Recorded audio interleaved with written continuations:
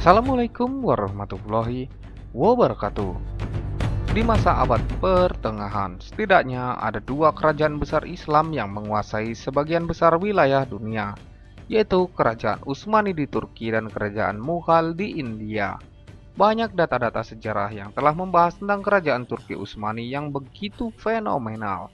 Namun sangat sedikit tulisan-tulisan yang mengisahkan bagaimana Kerajaan Mughal itu. Aurangzeb lahir dengan nama Muhyiddin Muhammad pada tahun 1618. Sejak muda, anak keenam Mumtaz Mahal ini dikenal sebagai figur yang pantang menyerah. Gelarnya dari sang ayah adalah Bahadur yang berarti pemberani. Aurangzeb naik ke tampuk kekuasaan saat berusia 40 tahun, setelah berhasil mengungguli para saudaranya. Kepemimpinannya bertahan hampir setengah abad lamanya hingga 1707. Saat menjadi Sultan Mughal, dia memulihkan stabilitas negara yang sempat melemah. Dia berhasil menjadikan Mughal untuk kesekian kalinya sebagai salah satu kerajaan paling makmur sejagat raya.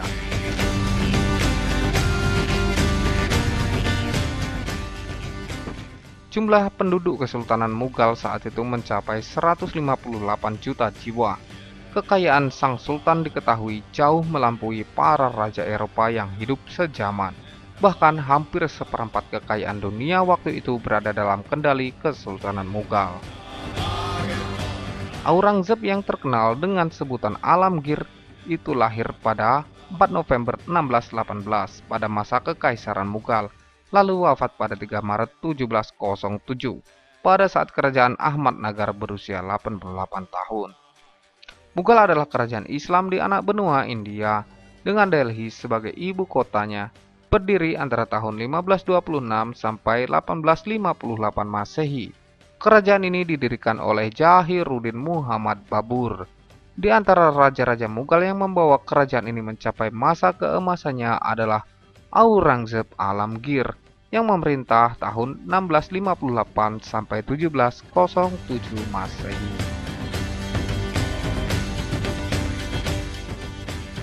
Dalam sejarah, ia terkesan sebagai sosok yang kontroversial, seorang raja yang agamis. Namun di sisi lain, sebagian sejarawan mengatakan kebijakan-kebijakannya sangat bertentangan dengan apa yang ia yakini, seperti intoleran, merusak tempat-tempat ibadah agama lain, dan lain sebagainya.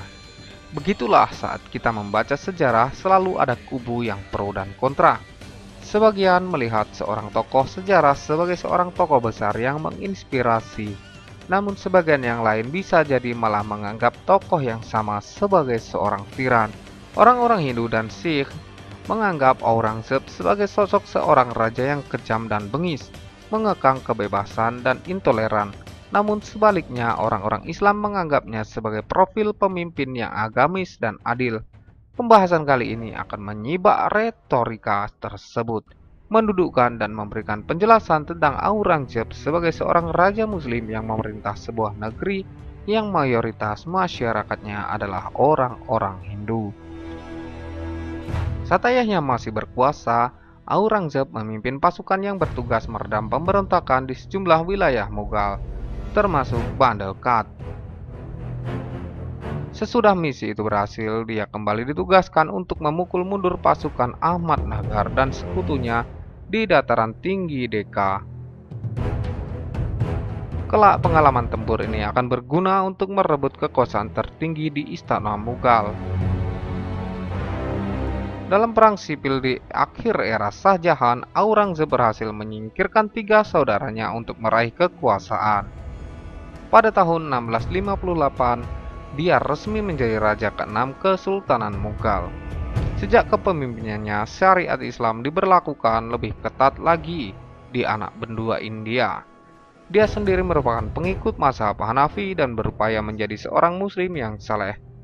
Sebenarnya, kejayaan kerajaan telah dirintis pendahulunya semenjak pemerintahan Raja Akbar, Jahangir, dan Shah Jahan. Shah Jahan adalah ayah dari Aurangzeb, ialah yang membangun Taj Mahal di Agra. Ayahnya memilihkan guru-guru terbaik untuk mendidiknya sejak kecil. Di usia kanak-kanak, Aurangzeb mendalami Al-Quran, hadis, dan cabang-cabang ilmu keislaman lainnya. Ia memiliki semangat yang luar biasa dalam membaca. Kemampuan membaca dan menulis dalam bahasa Arab, Persia, dan Turkinya pun luar biasa. Salah satu cita-cita luhur yang diidamkan Aurangzeb adalah melandasi pemerintahan kerajaan Mughal dengan ajaran Islam yang murni. Raja-raja sebelumnya, walaupun mereka Muslim, tidak menerapkan syariat Islam secara kafah dalam pemerintahan mereka. Contohnya adalah sang kakek, yaitu Raja Akbar.